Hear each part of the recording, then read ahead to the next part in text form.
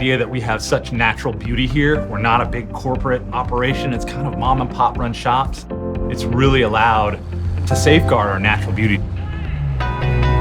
One of my favorite things to do is take an e-bike ride all through Seaside, kind of all the way down 38. Seaside itself is the birthplace of new urbanism here in the US. Right in the center of Seaside is all the retail area. There's killer restaurants. You got some cool Airstreams, so like foodie trucks. Some of our e-bike tours, which is what we created for, is to be able to see some of these galleries. It's really cool to go in there and see the view of our area through these artists. It says so much more than words could possibly say. People come from all over to come here and experience this.